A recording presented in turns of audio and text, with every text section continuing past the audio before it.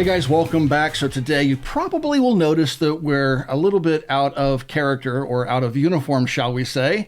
We're wearing LARPing equipment. And that's what we want to talk about in today's video. There's a post made by Tim Kennedy, followed up by a comment by Dakota Meyer that took place on Instagram, which kind of prompted us to make this video. And keep in mind, guys, this video is going to have some serious discussion points, but also a lot of what we're going to say will be tongue-in-cheek. And that means you're going to have to decipher that for yourself. With that being said, we have Jason with us again today.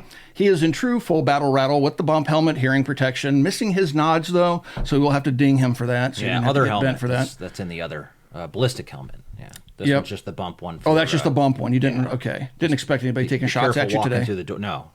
Okay.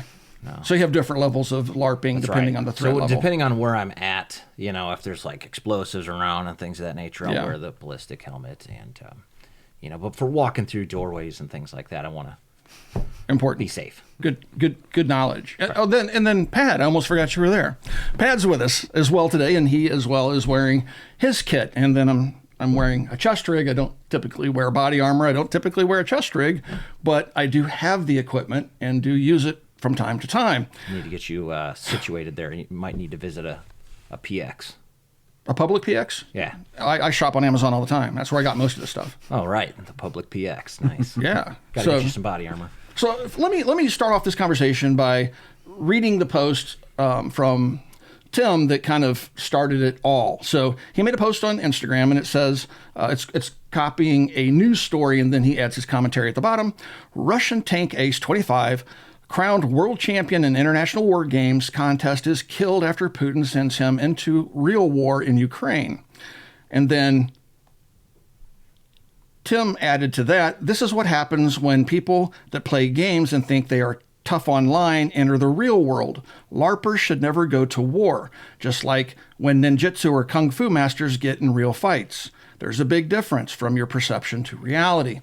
Now it would seem, and maybe I'm misreading that, but he is saying that training is LARPing if you're in the military, and you cease to be a LARPer once you get sent into combat. So, I mean, did I read that incorrectly? What do you guys think about his comments? Well, the whole LARPing thing in general, as time has progressed here and gear has become more popular to, you know, the average citizen, given the fact that the pandemic kicked off. People had seen what madness could take place in a city relatively quickly, and how many times your, you know, LARPing police force can go ahead and bail on you. Everybody has now taken to, oh my God, all these people wearing kit and training on the range and all this other stuff, they're all just LARPing. They're all just faking. They're all just faking being in the military. In order to truly wear that gear and have the signed off certificate that you're allowed to wear this gear, requires military service, and not just military service, combat military experience. Service. Because within the veteran community, there are combat vets, which are, you know, on a higher level than just non-combat vets. Right. Mm-hmm. So, and then within the military, you have combat, non-combat vets, and then you have the POGs, the rear echelon, or I don't cuss on the channel, but I guess the acronym's fine, REMPs, things like that, right? Mm-hmm. So there's a hierarchy within the military itself where they make fun of each other, right? So somebody like myself, I'm considered a LARPer apparently because, you know, I own this gear and, you know, I've never been to combat. So I'm LARPing. Now, you've been to combat, but you said that was, what, 15 years ago? Yeah, it's been a long time ago. That was 05, 06. So the question now becomes, have you lost your combat certification, and now that you're using this gear primarily in the civilian world, are you going to have to rip off that 11 Bravo patch and put back on your LARPing patch? And the question also becomes, do you still hold on to some of that combat service, and do you get like a combat V device, you know, for Valor on your LARPing patch? Mm-hmm. Well, I mean, the way I look at it is, since I've been out for such a long time and I've, you know, gained weight, I'm probably the worst LARPer of all time. I'm a fat LARPer, right? So I am wearing gear while being fat. So therefore, I am a huge problem. Huge, right? I should probably strip this off immediately and go hide somewhere. I don't know. Flog yourself. Right. I assume that, you know, since it's been a long time and I didn't keep up with my training, and that I don't have some guard dog that walks between my legs while I walk, and, you know, have muscles so big that I can't reach behind, you know, and scratch my back if I need to, that yes, I believe that I've regained the LARPing badge. I need to wear that. As you see, I have the regular guy tab, so I'm just the regular guy. We need to get some LARPing patches, I think. I think that would be good. And then see if we could come up with various levels of LARPing, because we need to let the world know exactly where we stand, right? You don't want to be mistaken. No. You don't want stolen LARPing valor, right? Because we don't want combat vets being mislabeled as LARPers, because that's not fair to LARPers. Right. So, Pat, you've been silent this entire time. I know. What's going on over there? I mean, I'm just a guy that likes tools. Tim, I mean, that could be taken totally out of context, but wow, let's go run with this. So what you're saying? No, I'm just a guy with an affinity for tools and stuff and things, and to tinker. You know, I mean, you've been in the shop, walk past the workbench, and there's a saw or there's some small engine up there. I like tools. Actual chainsaw, not M249. Right. Sorry, we should clarify. But you know, everybody's got a scrimmage, right? Even my son's baseball team has scrimmages before the season starts. So for some young tank commander to fare really well on the world stage at a big war game scrimmage and then go into the real thing, I mean, sometimes the game doesn't go the way that you anticipate. It can happen to anybody. Yeah. That being said, I mean, it seems to me if I were that guy's boss, the world champion would be the one I'd send into combat. You know, the fog of war has its own plans, but you know, practice is practice, right? And I mean, you hear tons of channels talk about it. You know, Grand Thumb, you mentioned Lucas over at T-Rex.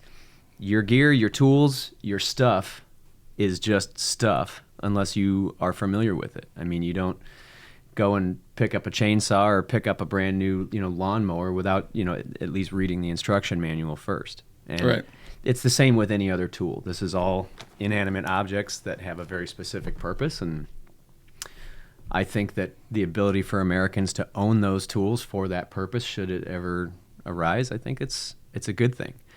So we all agree it's a good thing? Yeah. Your level of proficient usage of said things, that all depends on the person wearing it, just like it depends on the person riding the lawnmower. But, you know, for somebody to tell me that I shouldn't, you know, be proficient in using a fire extinguisher, I should just call the fire department and let them handle it when my house is on fire. Nah, I'm good. I think I'm going to read up and dust up on the different kinds of fire extinguishers. I'm probably going to have a couple in my house. God forbid I ever need them, but they're there, and I feel a proficient comfort in using that if I have to. A couple of things. So, like on the channel, you guys will know that I don't wear full battle rattle. I don't wear anything tactical, and the reason being is that in my day-to-day life, I don't wear this stuff, right?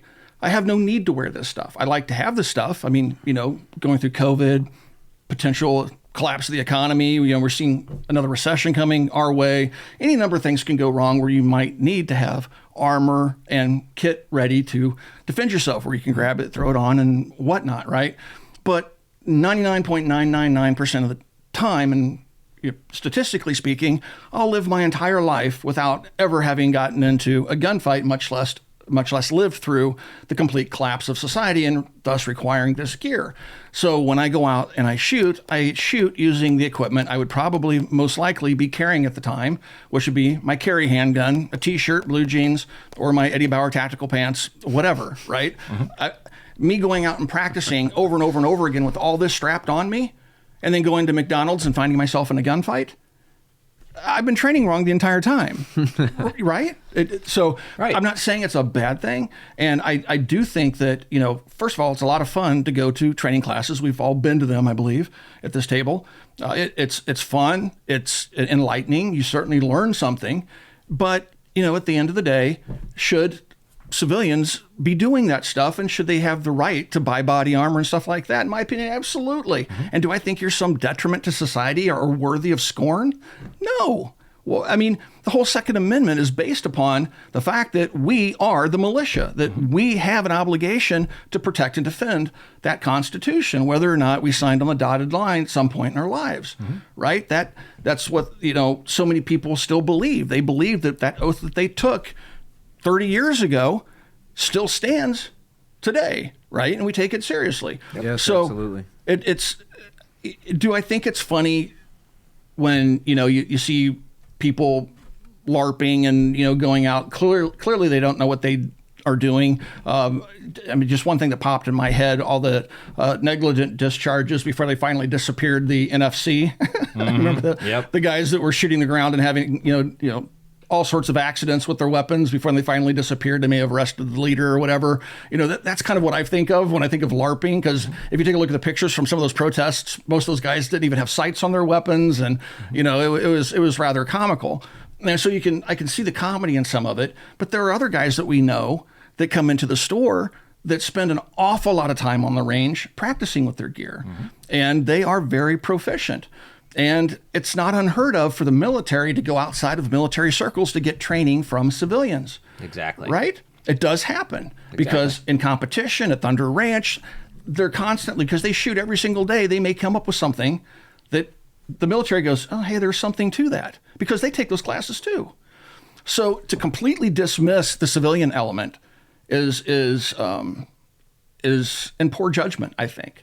And I think it's in poor taste to make posts like Tim Kennedy has made in the past, and Dakota Meyer backed us play on that particular post. And it's unfortunate to see that stuff. I'm not here to criticize them. I was like, wow, man, that's kind of, and you can tell in the comment section. I mean, a lot of the folks didn't take well to the comment, but yeah, man, I mean, please fill in the blanks here. Well, I mean, it's just like anything else, right? People buy gear. It's a tool, right? All this stuff on on us, or the weapons that we carry or whatever it may be, they're tools. They have a purpose, right? And to actually work with this gear, train with this gear, become proficient in this gear is the ideal thing. But in order to do that, you have to buy the gear. Now, I can buy this in many different colors, styles, load capacities, whatever it may be, and look cool in it and all this other stuff in the basement. But going out and actually using this stuff, you'll start to learn the gear and what it's capable of and where it's uncomfortable, and what, laying in the prone or whatever it may be, where things will start to, your gear will start to shake itself out. You'll learn what's comfortable and what isn't. But the fact that, people want to sit here and make fun of people, it's like making fun of a fat guy at the gym, right? So the person's in the gym trying to do something about it, and you're making fun of them. It's just like it's in poor taste, right? It's in poor taste, right? People are going to get gear. They're going to want to train in this gear. They're going to get better in this gear. Why? Because this is tools. This is stuff that they could use to carry ammo, armor. Armor's only as good as what did you want to say? I forgot who said it, but it's only as good as Clint, if they can hit it. Clint Smith said body armor's awesome as long as the guy shooting at you is good enough to actually hit it, right? Because it covers such a small portion of your body, right? So I mean, there's so many spots on me that can get shot. It would be fatal to me, right? So, but armor has saved lives. Exactly, armor has saved lives. I won't diss it. Me personally, the cost, weight, benefit, all the other stuff. I just prefer a regular vest with magazines and stuff like that, and then just try to avoid the bullets versus trying to stop them with a. But what I'm getting at is a lot of people in the military community that do make fun of people to say, oh my God, they're LARPing, oh this, that, and the other. You have to be this in order to wear that stuff. You have to do that to wear this stuff. They fail to realize they started somewhere. Mine started all the way back when I was a kid. I watched military movies. I went to military surplus stores, buying the camo, buying the harnesses, going out in the woods with my BB gun, doing all sorts of stuff. And that, as time progressed, I signed on the dotted line. I joined the military. I was in the infantry. You know what I mean? Like, you LARPed your way right into the recruiter's office. Right all the way up into the military, right? Yep. And then that was during the War on Terror, 05, 06. So obviously deployment was kind of standard for everybody in the military at that time, right? But I've lost track of what I was going with here. So, well, LARPing your way into the recruiter's office, and everybody starts somewhere. I mean, everybody starts somewhere. So the guys that are making fun of people that are doing it have maybe this elite status, right? Scout, sniper, ranger, special forces, whatever it may be, right? Well, they had to go and start somewhere, go through all these specialized school, all this specialized training, all this selection process. They made it. They made it to the top tier, whatever it may be, and then they forget that they started somewhere. Right. You know what I mean? They had to start somewhere, and build up to that status that they have. Well, it's just like anybody else. As time progresses, somebody's going to start somewhere.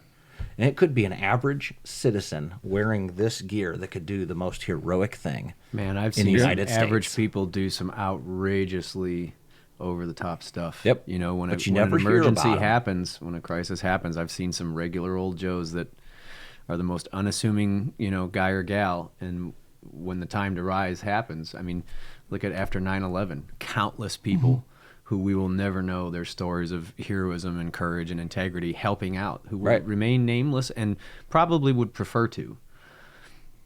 You know, you do not have to be a super soldier or a Spartan to rise to and achieve great things. I just don't. And I mean, America has always been a country of heroes and icons. I mean, you ride down the highway, anybody's back window will tell you exactly who their sports icon is or what they're into, you know, Earnhardt or, you know, Jordan or whatever.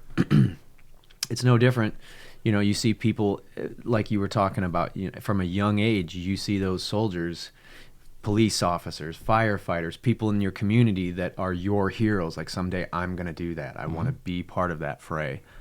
And it's no different with the military. GWAT was a good time to have poster children in the service. You know, all the special warfare guys finally had a job to do that was, you know, kept them all busy and occupied and working in their occupation and doing what they do. So that was the prime time to see them as the ones we look at as heroes. And at the same time, you're seeing more and more of this come back on social media so we can see what they look like, see what they're doing, see, you know, what kind of gear they're wearing. There's websites now devoted to cloning your rifle just like so-and-so's rifle. Yeah. You know, I don't follow Tim Kennedy or Dakota Meyer. Yeah. I don't. It popped across my feed because everybody else was talking about it, right? But I mean, given their status and what they did when they were working, I can see them easily being a role model for a lot of people that feel kind of a pull to be part of that fraternity, right? As a role model, I also think you have responsibility and, you know, stay in your lane and focus on what you're good at, which is whatever it was the two of them did before they had nothing else to do than call people stupid, I guess. Yeah. I wish both of them would encourage Americans to take service to country seriously, be that in the military, be that as a nurse or an EMT, you know, ambulance driver, police officer, firefighter, take your pick. Be a neighbor. Be a neighbor. Right. Just being a good neighbor. Right? I would rather see them encourage that type of behavior versus poking fun out of it. Now, I get military humor, right? Sure. Sometimes you can poke fun at each other, and it's pretty deep barbs, right? You're trying to get under the other guy's skin, all in the name of humor, right? But that post wasn't meant as military humor. That was degrading to soldiers that had yet to serve in combat, basically saying, you know, look, 25-year-old tank commander, you deserve to die because you're just a LARP'er. No. I mean, it's not like you're born with combat experience. You don't pop out of your mom like, you know, oh man, I just, you know, killed 2 ISIS members on the way out. It's something that just happens to you. It's like that movie, The Newest Predator, or whatever it is. Now, you once said you hopped out of the womb and crawled through enemy territory. But no, you were hitting it right on the head, right? So that guy in the beginning of this, when you're talking about that tank commander, right? Yeah. It's like players in a game, right? This guy was, you know, top tier. I That's who I'd send. To do these particular war games, if you will, is probably no easy task. There is absolutely no way to recreate war. Even wars throughout our history that we've been involved in share some stark contrasts to one another. I mean, they are different from one another. There's no way to recreate that in a way that guarantees that when this man steps onto a battlefield, he's going to be okay. You do the best you can. You hold a scrimmage on the world stage, and sometimes you just zig when you should have zagged, and boom, you're done. Yeah, he had no idea that javelin was coming his way or whatever. Wrong place, wrong time. It had nothing to do with skill at all. Right, exactly. He just happened to be in the wrong spot. If anything, I would have considered that guy more towards the subject matter end of the spectrum versus LARP'er, because to me, I mean, that's, like I said, that's who I'd send. Yeah, you know, to be a tank commander, if you will, and you know, command a group of tanks or so. You're the know the A game player, if you will, and like we said, you don't get to control whether you're taken out at the end, the beginning, the middle. You don't get to control. He was put there, had no control over that missile. Was a target at the time. They took the target. Fate ran its course. One of the exactly, and fate ran its course. So to sit there and say, well, he was just, you know, LARPing the whole time, you know, and then goes in and dies, that's the difference. It's throughout the entire Cold War, the 1980s in particular, we weren't involved in any major wars, right? But still, we produced some of the best combat pilots ever, and in particular, naval pilots. I mean, trying to get those fighters on and off on an aircraft carrier is incredible to watch. Yeah. and you take that, and also the Marine pilots are really, really darn good pilots. I mean, they're all good. The Army pilots, the helicopter pilots, they're all well trained. Long before they ever went into warfare, our pilots trained so much during peacetime that when they got into war, sure, they had to adjust because maybe what they were taught didn't work for that particular application, but it prepared them and gave them the necessary tools to adapt, overcome, and to retrain. And then you start training the next generation what you learned from the actual combat experience, right? Because like we've said a million times, you're always fighting the last war. So in the 80s, that would have been Vietnam. So, what happened in the Middle East was completely different type of warfare. So, I would still say during the Cold War, man, we had some really, really capable pilots, especially, as a kid, I used to love going to air shows, man. Watching the Blue Angels and the Thunderbirds. And, yeah. Man. I did that as well. Those precision maneuvers, that's superhuman. I mean, that takes so much training. And at such speeds that sometimes they die in training. That happened just I guess it's been probably a couple of decades ago. I think it was the Thunderbirds where they followed the point, and the lead pilot went into the ground and the entire formation followed him into the ground. I think it was a couple decades ago. But so, accidents happen while LARPing and training, right? So it's just, to bring it back to the conversation, I think that if you want to buy gear and you want to go out and train with it, if you want body armor and you want to go out and train with it, go do it. And don't listen to people criticizing you, especially alpha males that are special operations guys with, combat history. They shouldn't have any effect on your decision making. You should do what's right for you and what you want to do, what's fun for you, what you think is important to you.